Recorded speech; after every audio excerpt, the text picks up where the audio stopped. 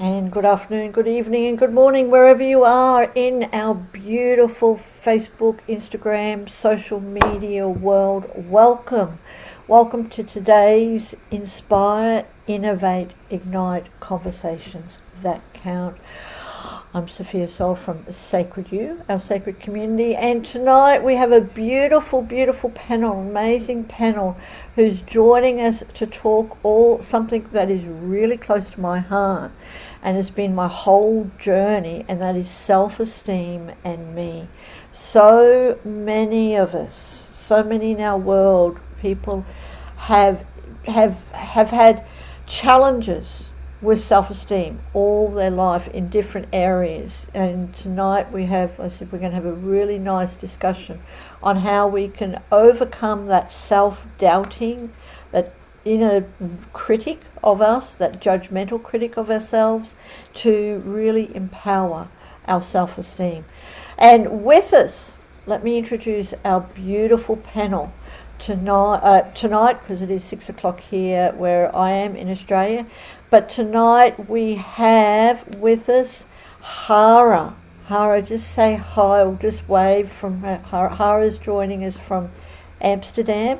And Hara Bloom is a life coach and a mentor, living a dream life in Bali and also travelling the world, because now Hara's calling in from Amsterdam.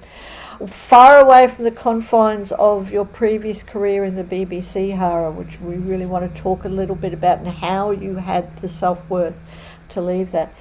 But after years of chasing shiny objects, peak experiences, and reaching the point of quote-unquote success, Hara has travelled the world, studied mindfulness, spiritual healing, heart music, plant medicine, tantra, somatic movement, and authentic relating in Australia, South America, and Bali. And now you guide other women who want more fulfillment, freedom, and fun. So thank you so much for joining us, Hara. And then we have our beautiful coach, law of attraction coach, but also tribe host of the Conscious Law of Attraction, Jen. And Jen is a law of attraction trainer calling in from LA. We do have an absolute global panel tonight, which is wonderful. And Jen is a teacher of the foundational principles of conscious creation, and would love for you to join her to learn how to implement the key principles so you can consciously create a life you love. And I said Jen is the host of the Conscious Law of Attraction Tribe, which we will talk about. And joining us, I have to say this, I want to really thank you, Maddie, who's joining us from India at the very last moment. We have had a couple of people who haven't been able to join us tonight due to sickness, so Maddie's stepped in and been able to come in. And Maddie, of course, is a freedom coach. Love it. Absolutely love that word, freedom. A freedom soul coach, and is amazing, truly is. As a freedom soul coach, Maddie's aim is to guide change makers, especially coaches, to get freedom from burnout and limiting beliefs, and go from being burnout to thriving. The intention in the end is to create a sustainable space that will help coaches and us to grow and expand and experience freedom. So thank you ever so much, Maddie, for joining us at the last moment. And of course with us is our amazing virtual assistant, Angel, who's tuning us from the Philippines, who's here to do all the techie stuff. So for everyone who's watching us, whether it's live or on a replay, please put your comments in the comments. Please put any questions in the comments, and we will get back to all our panelists. And of course, do click on everyone's links in the comments to chat with them personally, to connect with them. So tonight, like I said, we're talking about self-esteem. Just to give from my thing, I've had challenges with self-esteem most of my life. I was born with a genetic disorder and was very, very much bullied, had no self-worth, didn't even think I was worthy enough in being here or worthy enough to speak. So it's through an ongoing process that I've been able to change that. Now I just push myself to talk out on panel discussions and lots of other things. So tonight I'd like to ask everyone who's joining us and also who's watching us, let's just start first of all by telling us your journey and the challenges that you've experienced in your life and what you've done to get to where you are now. So let's start. I'm going to say Jen, so because you're right up the top, right beside me, tell us a little bit about your life, and also I said, what have you done to overcome those challenges? So for my whole life, I've felt like there was something fundamentally wrong with me. Um, I grew up in a very chaotic household, a lot of fighting, a lot of yelling, a lot of chaos, really not a lot of boundaries. And I didn't know it, but I've always been a very sensitive child and empath. And so that was very, very difficult for me because it took everything in. I didn't have my own personal space. Um, and so, when I started going to school, I felt different on the inside, but I also really stood out because I'm tall, and I developed very early. And so, I stood out, so I was picked on, and I just didn't feel comfortable in my body. So I looked different, I felt different, I was picked on. And it really caused me to have a lot of anxiety, and ended up being like severe depression to the point where I had trouble going to school. And so my parents just got really exacerbated and were like, we don't know what to do with you anymore. We need to take you to therapy. And it was like, okay, so at this point, I'm like, this was in the 90s. So therapy really wasn't like that well accepted, right? So it's like, I look different, I feel different. Now I'm going to therapy, which if people found out, that's just another thing, right? That they're going to pick on me for. And I just wanted to be normal. I just wanted to blend. And I just couldn't figure out how to do that. And so going to therapy got kind of reaffirmed that I'm the identified patient, that there's something wrong with me, that it's my fault. And so, after that, I just had this feeling like there's still something wrong with me. The depression got worse. I was in the hospital a couple of times. I have some addiction issues.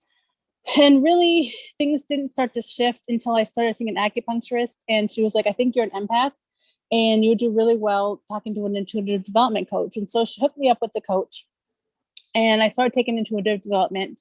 And then I also started doing more therapy for me because I wanted to go to therapy. And so between that, I really just started to understand myself more and gain more self-awareness. Read some books, really delved into that world, started to take courses on things like theta healing and subconscious reprogramming, chakra balancing, Reiki. I ended up going to massage school and getting a massage certification. Um, Finally, because I tried regular school, but that just didn't work for me. And so I got a massage certification, right? But everything, I was doing okay, but I still had the underlying issue that there was something wrong with me. And so what happened is that my body started to give out because massage is a very difficult career for the body. And so I was like, okay, what am I going to do now? Right. So I was like, universe, what am I going to do now? Like, I don't know what to do. So I asked for help. And I was put in touch with this guy, Christopher Duncan, and his method. And the first thing he said on his video was, you're not broken. You don't need to fix yourself. You don't need to heal yourself. You don't need to do anything. You could be exactly who you are and create anything and everything that you want, because success is not personal, it's structural. And I didn't believe him. But there's something inside of me that was just like, this is something I need to do. And so I studied with him. And the more that I learned that, and the more that I learned that success is not personal, I had started to understand that. And I understood that, all these things that happened to me weren't me. They were just things that happened to me and things that I've been taught and things that I've been, picked up on and learned and everything. And there's nothing wrong with me. And so I was able to let go of that. And that was the biggest shift for me, is that I was able to let go of that there's nothing wrong with me.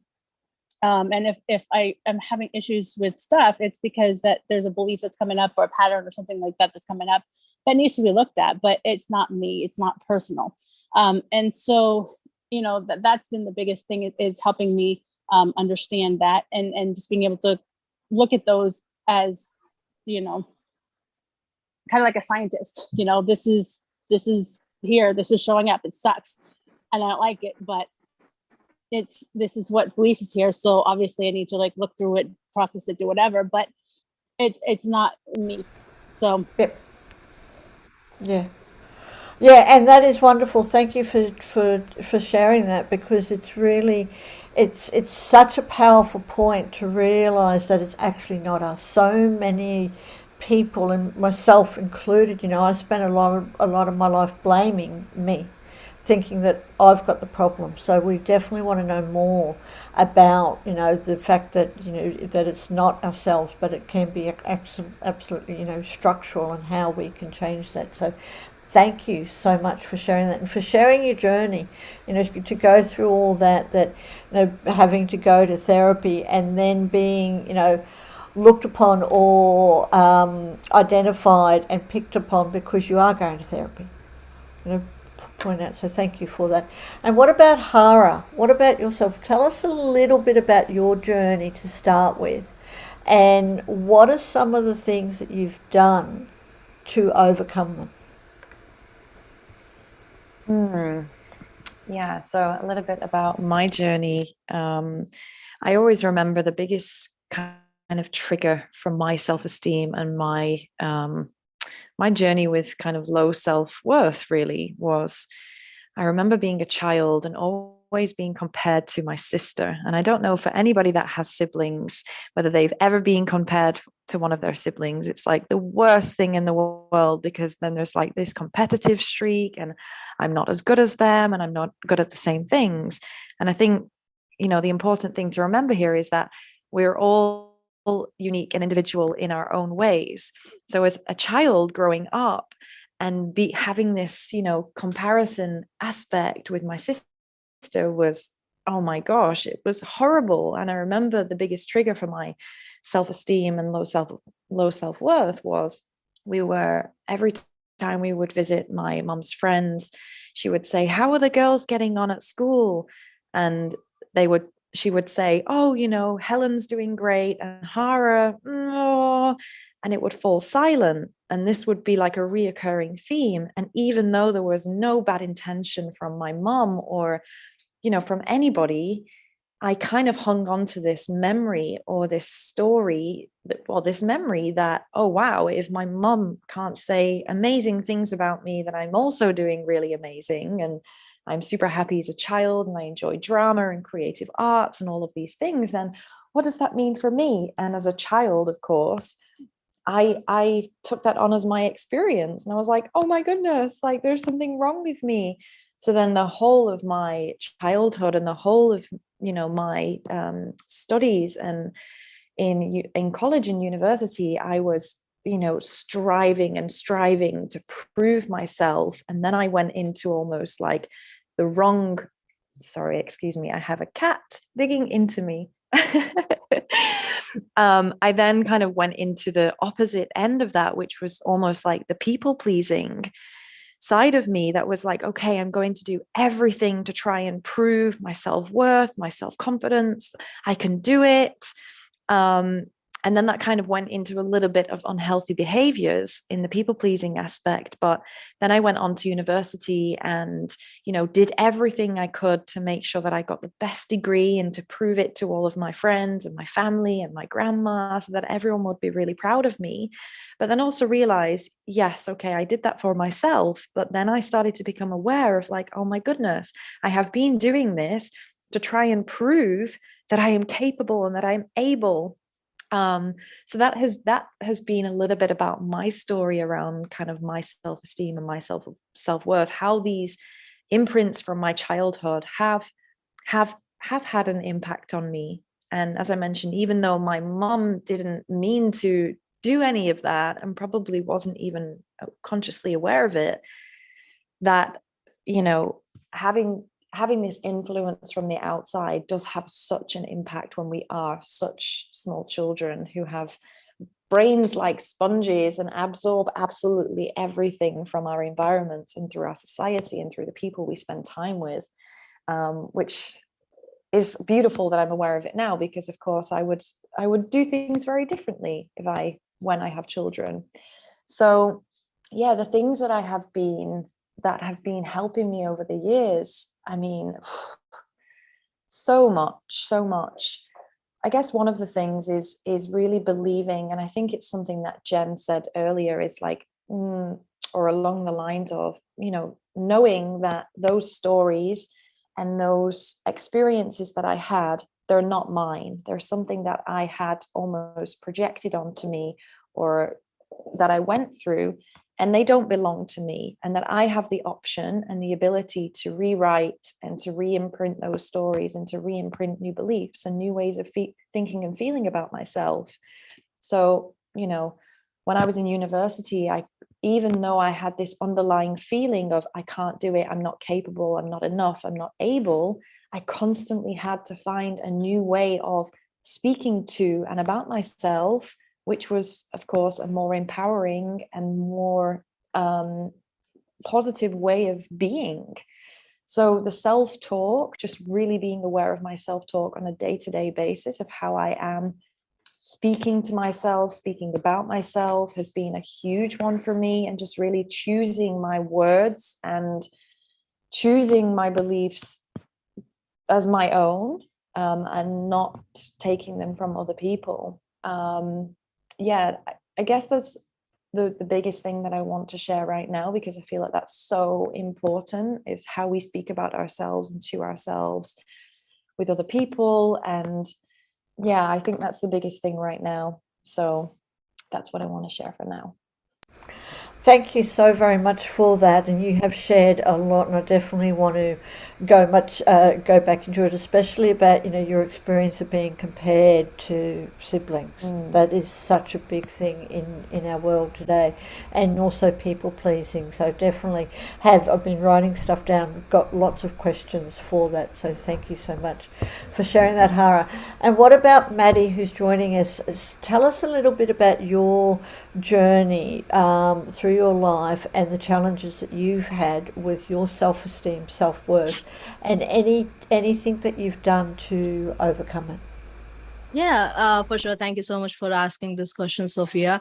Just so you guys know, I have dogs fighting in the background, and they're adorable, but they love to kind of create chaos everywhere anytime I'm doing something. So we'll take this as a lucky charm. So, but please, ignore them as much as you can.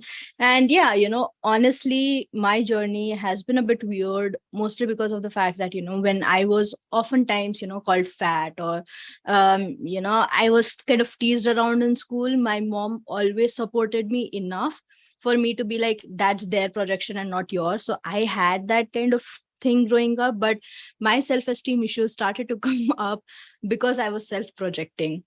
And what that means is I was, this talented child, this nerdy kid in school who would always get good marks. And I'm not like bragging right now, but I used to work really hard at that point of time. But here in India, we have very high competition. So when I was preparing for medical school, I had to take a drop year because of the fact that I didn't get into the school just by a couple of marks. And a couple of marks here is basically thousands of seats behind. So, it's very competitive, which basically ruined my esteem, because I used to think that I could do it. I never had a doubt that I couldn't get into college when I'm trying so hard, but I didn't get in. So a lot of my life then became all about proving to myself that I was enough, that every time I wouldn't work hard, I was like, oh, see, this is exactly the reason why you didn't get into medical school. You're playing around, so I have had to push myself a lot to be like, I had this limiting belief, which is something that was really huge for me back when I first started coaching, because coaching came easy to me. Right. And I was like, oh, this is so good. Like, I have to sit here, listen to people and guide them. Like, that is what I'm doing. That is so empowering. Right. But it also felt easy. And because that easiness existed, I thought that I'm doing something wrong. And so I almost wanted to kind of back away from it, because I was like, maybe I'm doing something wrong because I'm not working hard enough for this. And a lot of my work then kind of became about understanding the importance of what I'm doing, and also fighting, first of all, accepting the belief that, hey, okay, you exist for a reason, because back then, this belief of me having to work hard enough to get it was real. Because if I didn't work hard enough, I wouldn't have gotten in. It's a different story that I didn't get in, but I had to work hard enough nonetheless. Now that belief doesn't support me and serve me anymore. I don't have to lean on that belief because I know that what I'm doing is really amazing and important. And I'm working not hard. I'm doing a lot of smart work. I'm doing a lot of learning and educating myself about all this stuff. And so I had to understand this belief system and let it go, and just let myself know that I'm doing a lot of work. And what genuinely helped me in this journey, especially when I started coaching, I feel like since I started coaching, a lot of things started to change exponentially within me, because I was suddenly this person who was actively working on myself, which meant that a lot of hidden trauma kind of came up. And I was like, oh, this isn't what was advertised outside. Like everyone told me that this was going to be a fun journey, but instead I'm sitting here crying in the middle of the night or crying in the shower. Like this isn't what was told me. But I also realized that I had to move through these scenarios. And something that I do a lot nowadays is honestly document my journey and write down or record what I am doing every day.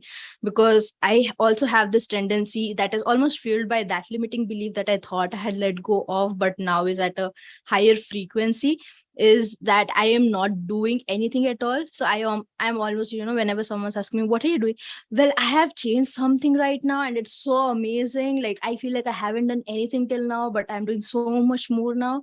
And then I have to consciously remind myself that that is not the truth, because oftentimes we don't see our own progress, we don't see our own journey. And documenting what I'm doing genuinely helps a lot to help me realize that every single day, even on the days which I don't think is productive enough, I am working on myself. I am learning. I am being, honestly, 90% of the time, that is such a huge thing. I am here and I want to, or I am putting in the work, because the work never ends, but I am putting in the work right now. And that is important. So I feel like for me, self-esteem is a lot of understanding, again, like, how these beautiful ladies said, a lot about how you talk to yourself. Self-talk is very important. And I tend to also make a note of how I talk to myself when things are going to shit, because I'm just like, oh my God, I'm so stupid. I'm so this, I'm so that. And I'm like, okay, get it out. And then let's let that go, let it go, because we are working on ourselves. So it's oftentimes catching myself in what I'm speaking or what I'm saying to myself when things are not going well or according to plan, and being graceful about it. Yeah. I love that. I love that, especially the way that you ended. So thank you. Being graceful about it, and also letting things out. So much today, we think, I can't think this, oh, I shouldn't be thinking that, I shouldn't, this stuff, but to actually allow ourselves to let our thoughts out and then to bring about change. So thank you for sharing that. Definitely want to go into more with that. What the next question that I have, that brings me a little bit from what everyone was talking, but especially Hara, what you touched on, something that's very, very deep, is comparison. Like, to me, comparison for myself is a seed of low self-esteem. Okay, you said that, how much that you compare to your siblings. And I know that in today's world, comparison can be used as a motivational tool. That you can do better because whoever's done it, whatever. But as we all know, it never works. And especially as we grow up as adults, we tend to compare ourselves to everything else except for ourselves.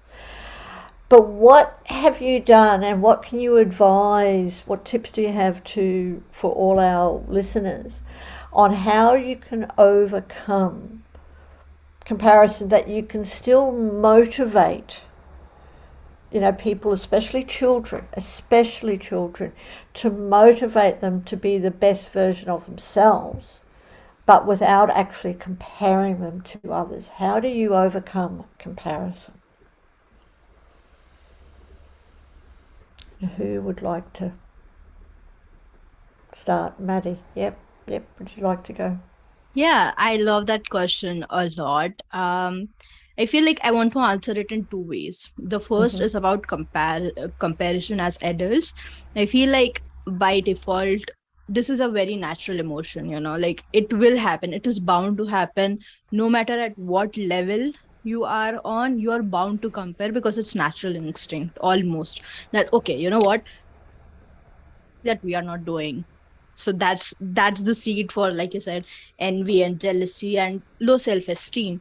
But again, once you are aware that the seed is there, you can decide whether you want to plant it in your environment, in your soil, in your mind or not, right? And so when I do have moments like this, I'm like, amazing, I hear you, you know, it makes sense that they are doing something amazing, but so am I. And what I tend to think of it is, I am just one person. So, you know, I help people with burnout, but I'm just one person and I can only help so many people. When I think of it as people collaborating together to raise the awareness or help as many people as possible, it's almost like, you know, they are my commander in arm or something like that. Like, we are working together, we are fighting together to get rid of burnout, to manage stress better, to understand stress better, to make sure that everyone is doing the thing they love without their own self holding them back.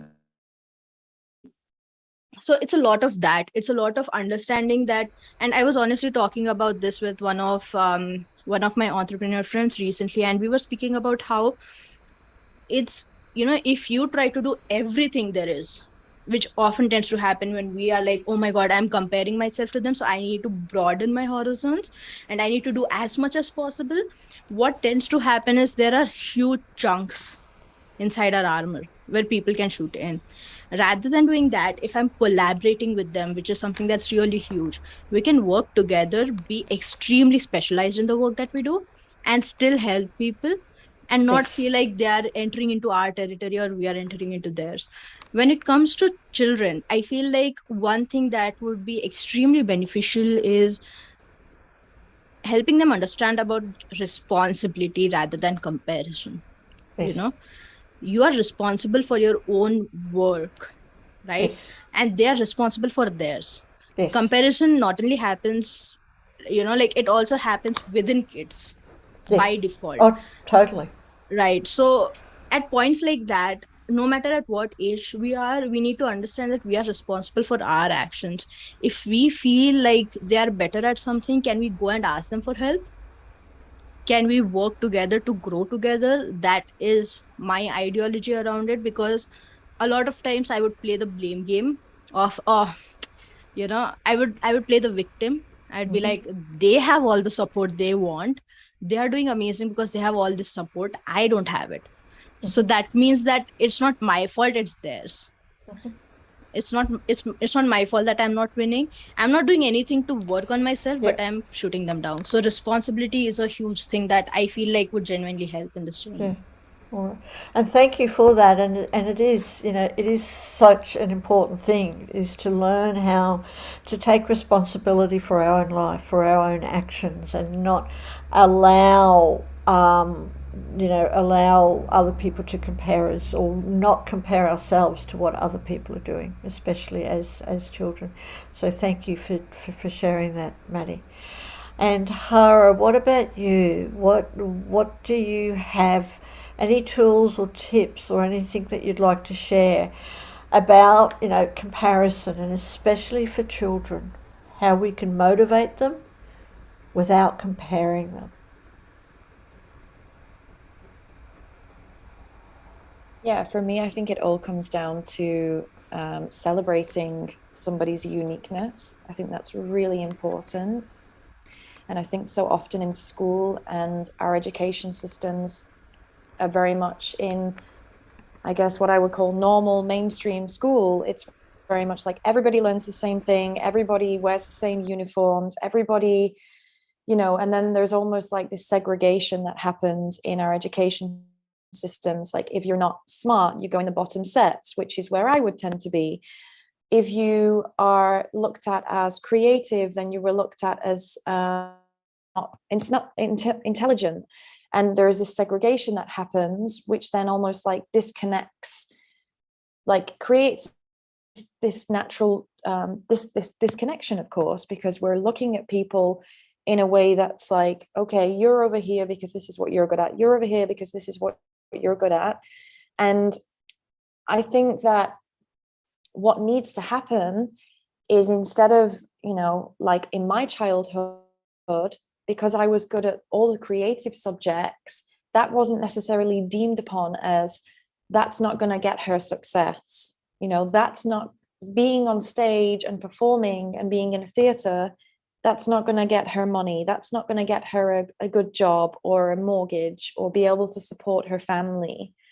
But if I would have been supported maybe a little bit more in that process as a child, then maybe I would have been a pop star or whatever, you know. So I think it's about, for me, and this is also what I saw in my childhood, that those parts of myself, the performance and the musicality that wanted to come through me and the ways in which I express myself, yes, they were supported to a certain extent, but I would have loved it if I would have had more support from my schooling and from my college and through my university. So for me, I think it's about celebrating an individual's and a child's uniqueness and allowing that to be given space to and to shine, instead of tarring everybody with the same brush and pretending that everybody is the same, because everybody is completely different. And that's the beauty of this amazing, colorful, vibrant planet, that we get to be our unique selves. So I think that's the best thing that anybody can do for their child, is really celebrating their uniqueness, whether they have disabilities, autism, whether they like creative subjects, whether they like science. Like, support the child in that process and help them to see their amazing selves in that. Thank you. Thank you for sharing that. And I'd just like to honour you for sharing that, and of course also honour Maddie and Jen for being here as well and sharing your, your wisdom. But, I'm just sitting here, Hara, and just saying, imagine the world that when we just really celebrate our own uniqueness and celebrate the uniqueness of children and as they're growing up. So thank you for sharing that. And Jen, what about you? I mean, with your experience, with your, growing up in your childhood and everything else, is there anything that you would suggest or you could do, for the future generation to celebrate their uniqueness? Or is there anything else so they don't experience or overcome comparison? Well, I think it honestly comes down to teaching by example. And, there's this whole school of parenting. I think Dr. Sheffield, I don't know her last name, but if you look up Dr. Sheffield, she does a whole thing on conscious parenting. And it's really about you being conscious yourself, right? And you learning all these things in yourself. And as you learn them in yourself, you're able to mimic those for your children. And so your children learn through example. And so that's the first thing I would say. I mean, I don't have any kids, but I have nephews. And I definitely can see how it's very, very hard to raise kids right now, because it's very, very highly competitive. Everything's competitive, are you doing enough sports? Are you going to school? All this other stuff. And I think what it comes down to, what I would have loved for myself is to, obviously have aware parents, but, I think just having a place where people talked about intuition, where you're taught intuition as a child, how you're taught to get in touch with yourself, right? And your inner guidance. And you were able to say, like, this doesn't fit for me. And it's okay to say this doesn't fit for me, and be guided by that, and understanding that it's okay to have a voice that's different than other people. It's okay to have an answer from your higher self or your spirit that says, you don't have to do this because everyone else is doing this, and you will still be accepted if you don't do this because everyone else does this. And so I think not necessarily bringing like religion, spirituality back, but just the understanding of that it's okay to be who you are. It's okay to connect to your intuition. It's okay to say no. It's okay to question authority, because the biggest thing I think is that we're taught from, that if someone has a degree, if someone's older than you, they know better than you, and what they say goes. And that's a huge thing, because just because someone has a degree or whatever doesn't mean they know more about you. You know more about you than they know about you. right? They may know more about math or science or art or whatever, but you know more about you. And so I think if there was a way to just bring that back to a place where people are taught that it's okay to be you completely. It's okay to connect to yourself, to your spirit, to your, your super conscious, and live from that place. And it doesn't have to look like everything else. And there's a quote, I don't know if I'm going to say it right, but something like, you can't judge a fish by its ability to climb a tree. Everyone's a genius, right? So if you're trying to get a fish to climb a tree, you're going to think the fish is stupid. But if you try to get the monkey to swim, the monkey's going to be stupid, right? So you have to judge the person from where they're at, what their genius level, not judge, but you have to see the person from their genius level. Everyone's a genius in something. And so it's helping them find that genius within themselves, and connecting.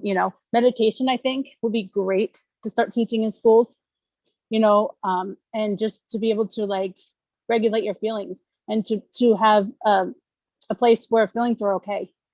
They're okay. You can feel whatever you feel. And then, you can let it go because it's safe. You're not afraid to share your feelings. So that's, I guess what.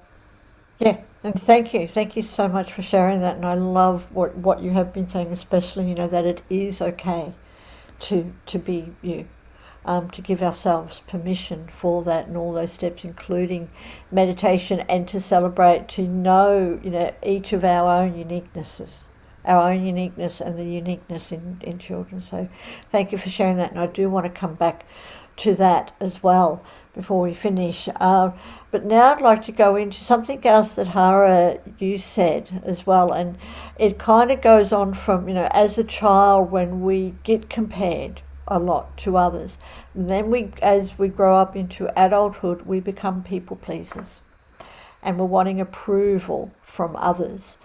So what can we do to really, to really please ourselves, and to let go of that need for approval of others, let go of that need to really please other people, and putting ourselves out to do that? So Jen, why don't you, yes, let's go back. Absolutely.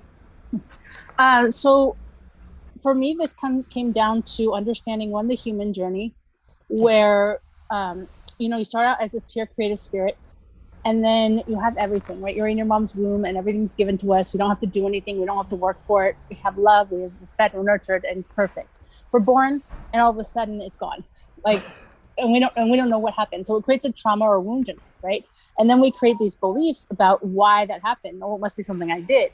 And then so what happens is then that becomes a view of the world. You start to learn that you have to do this to get this, and if you don't want to do this, and you're going to get this happen, all these things, right? And so you literally forget that you are still this pure creative spirit, just having this human experience. And so it comes down to remembering that I'm still this pure creative spirit, just like everyone else is, right? And when you remember that, if you come from a place of, I'm whole already, I'm this pure creative spirit who is everything, who has everything, who's just having this experience, then it's well, okay, so I'm everything just like everyone else. So there's no way I cannot belong, because I'm the same energy, the same as everyone else. So I already belong. I'm good enough, everything is there, right? And so then when I start to feel well, I don't fit in or I don't belong, I have to remind myself what the truth is. The truth is that I am this, I'm limitless, I am infinite, I am abundant, I am all these things, just like everyone else is, right? And there's plenty to go around. Because one of my biggest things with comparison is that, I tend to take a long time to do things. I'm just slower. And so there are people who do things really quickly, right? And so I always felt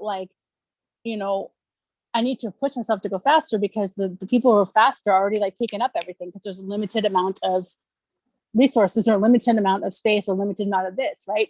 And so that caused a lot of issues within me. But now I'm realizing that there's limitless, right? I don't have to rush myself. I could be at my own speed and let them be at their own speed. They're not taking anything from me, because it's limitless. The energy's limitless. Everything's limitless. And so it's, realizing that I'm limitless, and there's a human, right? There's a human aspect, and that's separate from this human, but we all come from the same energy. We're all made from the same energy. And one more thing I wanted to say is coming to me.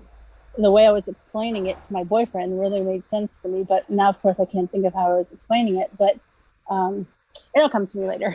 Anyway, that's the biggest thing. Yeah, and to realize that we are, that we are beings having a human experience and stuff. So absolutely, thank you, and we can come back to you again as well. So thank you for sharing that. And Hara, what about you? What do you recommend or to do to, even in your journey, was there any steps that you've taken to let go of that need to be a people pleaser, to seek approval from others? Yeah.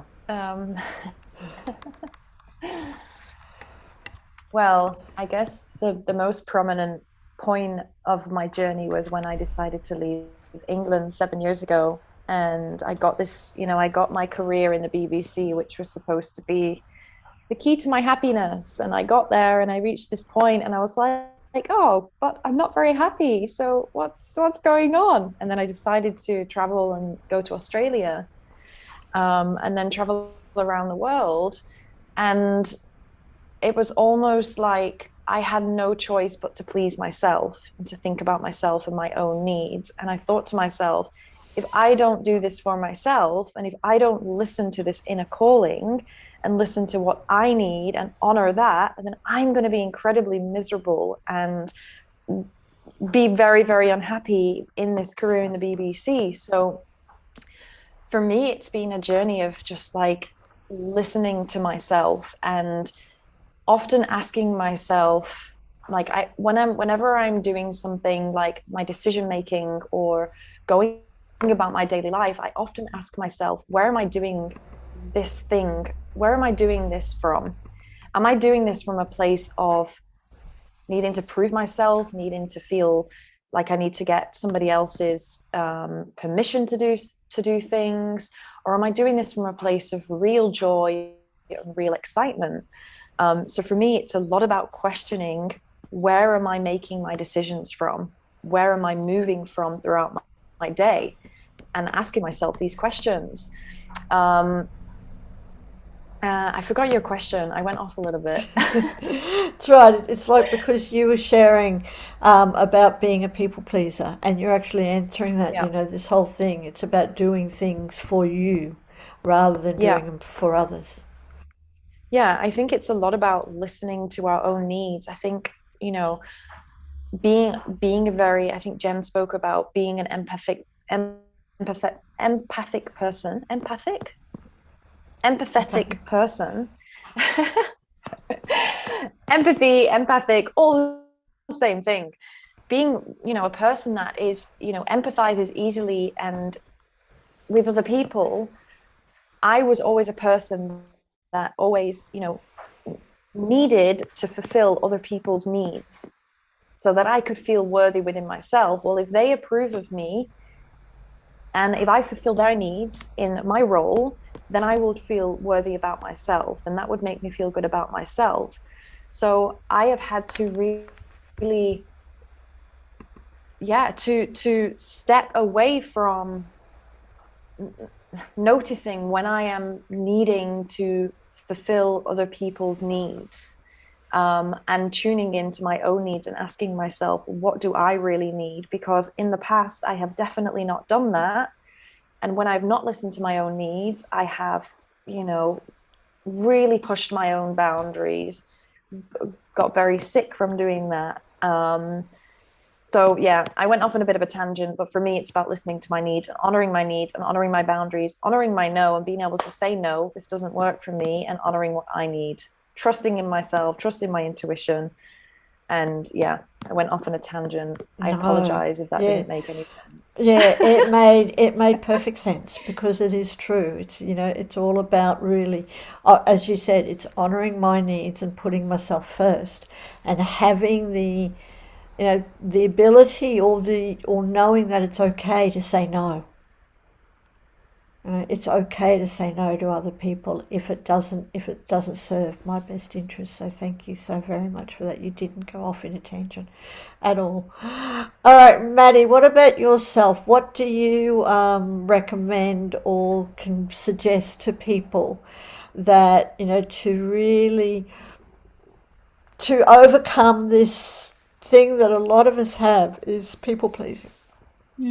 How do we Yeah, that's a wonderful question. And I feel like personally for me, self-awareness made a lot of sense.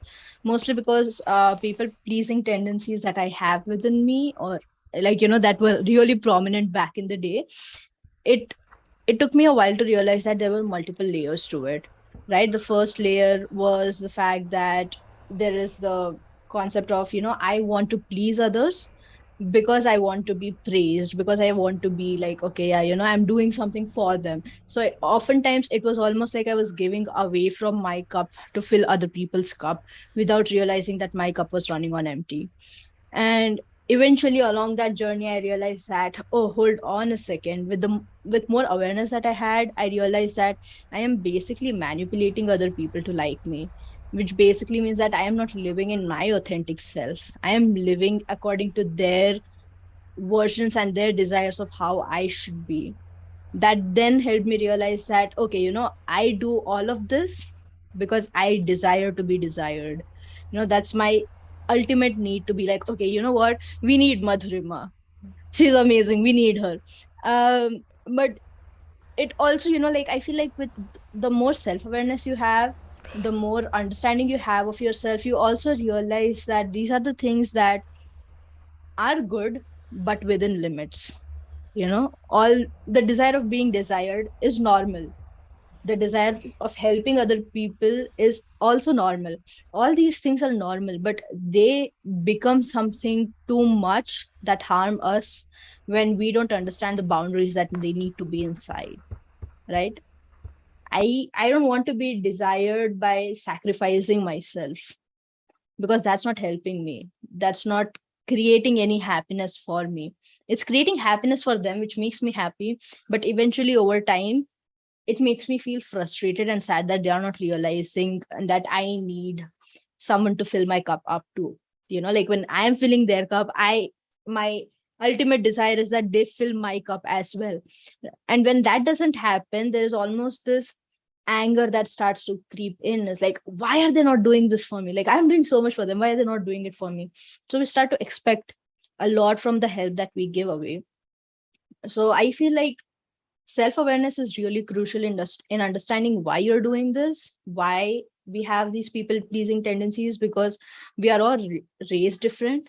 We all have had different experiences in life. So everyone has different tendencies for why they people please.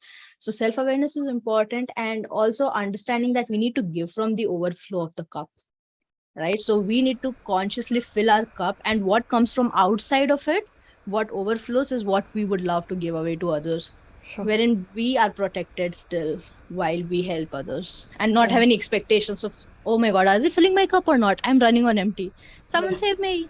I love that, to give, to definitely keep on giving, but to give from the overflow, because then there is no expectations. So thank you so very much for sharing that. And can you believe it, our hour is almost up. But before we go, I have one last question and I know everyone has given so many tips already, which I really, really, really love. But the question that's really coming to my mind is, there's a lot of people in our world, we talk about that it's okay to be me. We talk about listening to our own needs and being self-aware. But what if there's someone who's watching us who doesn't really know what me is? Who doesn't, who knows that they're not happy with their life, but where to go? Like, what is me? How do we've got all these voices, we're sitting here and saying it's okay to be this and it's okay to be that, and to listen to our own voice and to do things for ourselves. But then you've got this little inner critic. I want to do this, but this little inner critic says, no, you don't deserve it, or you should do that.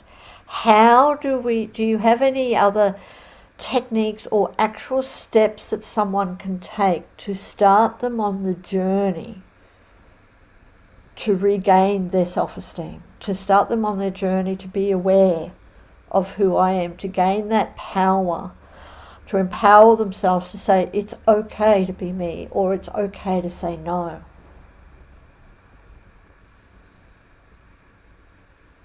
Yes, Jen. So for a newbie, I guess I would say, Yes. I really like a process I have that's a daily routine, a morning routine.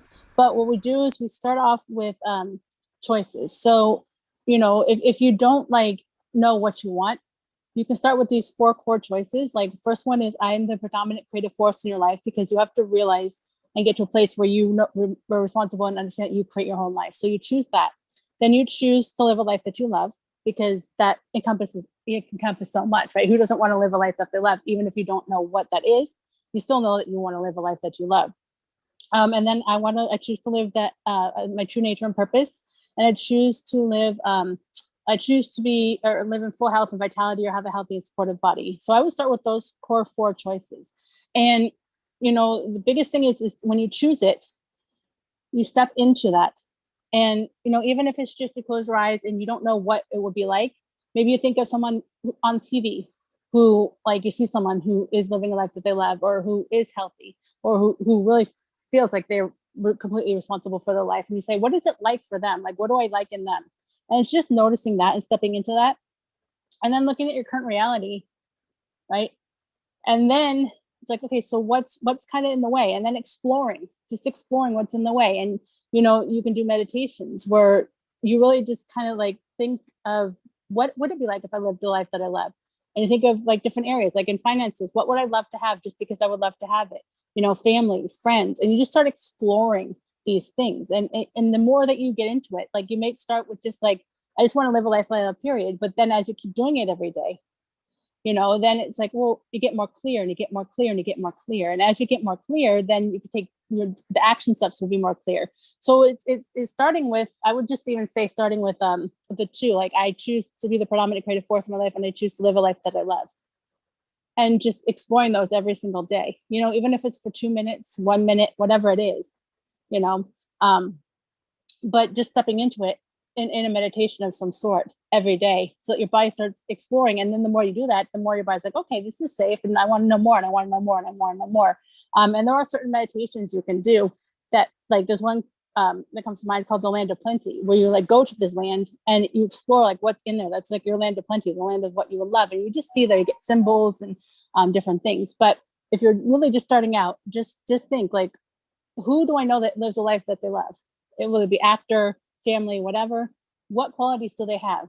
What are they doing? And see what I love that this person does this. That kind of gives me an excitement. You don't have to understand what it is. Just that would be kind of cool. So you write that down, and just keep writing it down, The pieces will come. It's like a puzzle piece, right? It's like a puzzle. You get little pieces and little pieces and little pieces. So it's a process. Yes. Yes. Yeah, and a process that I really love. So thank you for sharing that. What do I do that I choose to what I choose that I love? Does that make sense? I do what I love to choose. Anyway, that one. But I really like that, and to see the qualities in other people and how I can experience them. So thank you so very much for that. And what about Hara? What about yourself? What are some, with everything that you've shared, is there any tips or anything that for someone who really doesn't know who they are? Who am I? I've got no idea. Where do they start off? Yeah, for me, this is I love this question, because for me, it's all about getting curious. And I feel like play and adventure and going to new places, meeting new people, trying new things. For me, this is something that really accelerated my journey when I left England 7 years ago and I went to Australia. I had really no idea who I was. I thought I knew who I was. You know, had this career and I felt very identified with all of these things. But really inside, I felt I wasn't very, I didn't really know who I was. And I was just kind of going along with what I thought that Yes. everybody does and living kind of this mainstream life. And when I left and came to Australia, I had no idea what I was going to do, where I was going to go, where I was going to live. But I just started to meet people and to go to places and to put myself in new situations and get online and get on Facebook and see who I could meet and go on different communities and go to a concert. And for me, that is really like, has been such a pinnacle point of self-discovery is curiosity, because how can we expect to learn ourselves and the truth of who we are if we're not willing to try new things? If we always continue to do the same things and stay in the same routines and the same patterns, we will always get the same outcome. So once we start changing things up and doing things a little bit out of the ordinary, that's where we find ourselves. And we might go to a concert, or we might meet people and then we say, that was great, that was a really good experience. However, I didn't quite like this, or that didn't quite sit well with me, and maybe I would do this a little bit differently that time, this next time. So as we have new experiences, we start to learn more about what we like, what we dislike, because otherwise, how can we learn what we like and what we dislike if we don't give ourselves that opportunity? So it's really about giving ourselves the opportunity to learn ourselves through having new experiences. Yeah. And I think, thank you for sharing that. It's like giving ourselves the opportunities and having those new experiences and learning who we are. So thank you for sharing that. And Maddie, what about yourself? What tips can you share? What other final tips that you can share that really helps someone to find out who we are or who they are? Yes. I love that. And I actually wanted to touch up on the inner critic that you were speaking about. I wanted to let you guys know, whoever you are, wherever you're listening to, this inner critic will come up, because I like to call it the ego trap, and our ego, according to me, is something that is a defense mechanism that we have that protects us and keeps us in the comfort zone so that we can't go out and explore the things outside. So oftentimes this trap will first, trying to be like, no, don't do this. It will try to be diplomatic. If we don't listen, it will try to use our fears to stop us from going out there. And so a lot of people want to explore new opportunities, but they kind of let themselves go, and they're like, no, you know what, never mind, let me be safe instead, let me be in my comfort zone, what's the need of doing this? And so I feel like the best thing you can do right now, if your inner critic is way too loud and you can't deal with stuff right now, the best thing to do is, like Jen and Hera wonderfully said, figure out what are things that you enjoy in other people's life. What are things that you would like to experience in your life? I would also suggest going back to your own childhood, things that brought you joy, that nostalgic feelings of eating your favorite flavor of ice cream, going on road trips, going to the zoo, something like that. And repeat those steps. Bring back that feeling of warmth and joy for yourself. Do a lot of trial and error and continuously keep exploring. The more you do this, the more you actually act, even if it is baby steps. Even if your comfort zone is going and if you want to watch the sunset every day, but you are like, I don't want to do that, all you can do is like, can I see the sunset from my window? Okay, can I go outside my apartment? Can I go to the park next to my house? Small steps, but do it, because when you do this, that feeling of euphoria that comes for you will be the thing that kind of quietens down the ego and the inner critic, and you're like, hold on, I'm experiencing joy. This can't be bad. Let me experience it more. Let me see what else I can do to experience this. And that will definitely help you understand who you are. Joy. Yes, I personally, I believe that joy is the purpose of life, that we're actually here to experience joy in whatever we do. So thank you for sharing that, and for sharing, for that tip, that whatever we do, to try and experience joy in it. So thank you very much. And I'd just like to thank you all for coming on our beautiful panel and sharing all your wonderful, your own journey on how you reached to where you are now, to be the best version that you are now.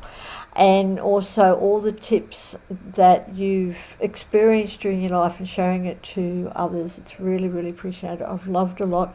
Certainly written them all down, or a lot of them down, and we'll be going over it. So, but before we leave, I'd like to give all you beautiful women an opportunity just to share any programs or anything that you'd like to give to our audience. We will, of course, be putting your links in the comments, but is there anything, any giveaways or any programs that you're offering right now that people can take advantage of, and possibly to find out who they are and to regain our self-esteem?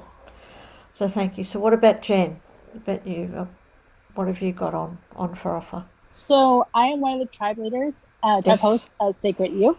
Yes. And so I run the Law of Attraction, a conscious Law of Attraction tribe. And so, if you come join me, we meet every week, and I really help you discover yourself. I help you discover, that you are the predominant creative force in your life. I help you get into the values. We talk a lot about different ways that you can take control of your emotions, your emotional state. We talk about the unconscious mind. We talk about the structure of success, because like I started this, success, not personal, it's structural, right? So we go into the whole structure of success.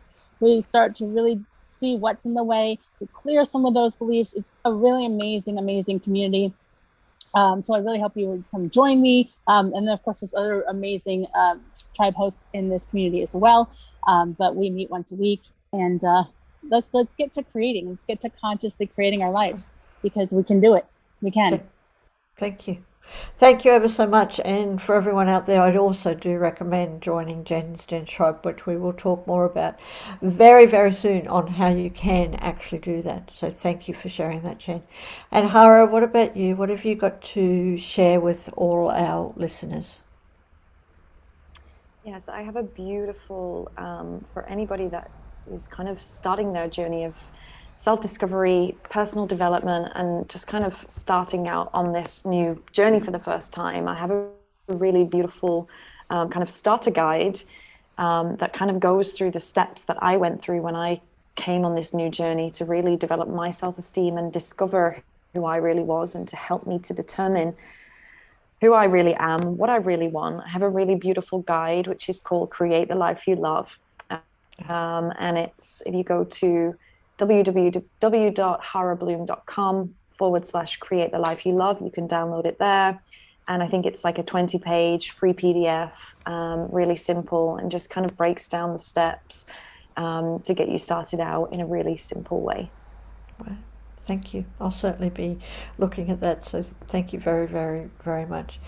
And Maddie, what about yourself? What have you got to share with our audience members tonight? Thank you.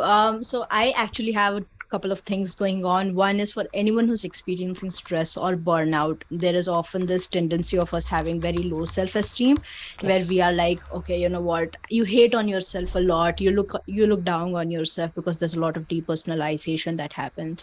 So I would invite you to hop on a call with me. It's called Aram, which basically means the beginning. So you can hop on a call with me. It's a pay what you want, and you have to pay towards the end of it if you want to. But I would genuinely invite you to take this first step towards your freedom, towards your version of freedom. And the second thing is, I have a LinkedIn Live that is happening on the 31st, where we basically reconnect with the soul, with our lighthouse. I like to call it because our soul is what guides us through our journey in life. And so it's a free workshop for anyone who wants to join in. It will be a couple of hours long. And for whoever's interested, I'll share the link with Sophia or Angel, and let's get it going. And we'll put it in there. So thank you ever so much, and I look forward to that too. So again, just like to thank everyone for joining us, and for anyone who is watching, whether it's the live or the replay, do come and join us. We have the list next for what's coming up. I do believe our next panel discussion is all about human design. So click on the links for the upcoming panel discussions and come and join us for that. That's in 2 days' time. the power of human design, and we've got so many more coming all the way up, right up until December. We'll be offering you many different panel discussions that you can come and join us. And for those who want to know more, all those who want to experience more, to reconnect with yourself that all these beautiful women have been sharing, to reconnect with that inner being, then come and join our sacred community. Come and join Jen's Conscious Law of Attraction tribe, or any of our other over 30 tribes now that can definitely help you. And right now we have our foundation special that you can join us just for $1 Australian, and try us all out at complimentary after that for 3 weeks. Come and join Jen's tribe. Go to Jen's tribe for 3 times because it's meeting weekly. All our other tribes you can come and join as well for 3 weeks. Then after that it's just $15 Australian a month, or 135 a year, which is 25% off. Excuse me. But do click on the links, because that is part of our foundation special, and those prices will be going up at some stage in the near future. Don't know exactly when, but in the near future. And for everyone who is watching us, thank you ever so much. And may I really just like to honour again Jen Rosner, who's joining us from LA. I don't know what time it is for you, Jen, but thank you ever so much. 2 a.m. Wow. Thank you. And of course, Hara, who's tuning in from Amsterdam. Again, I'd just like to honour you, Hara, for sharing your passion and your wisdom. And of course, Maddie, who's come on at the last moment. So thank you ever so much, because you are a gem, Maddie. You are a real gem that I know that we can just call on, and you can come and share your wisdom and your passion to help people experience freedom. Yeah. And Angel, who's been sitting there in the background, putting everyone's links in. Thank you, Angel. And for everyone out there, wherever you are, remember, for me, if I can say one step in gaining my self-esteem, is to remember my magnificence. So wherever you are, do remember your magnificence, and have a beautiful, beautiful day wherever you are.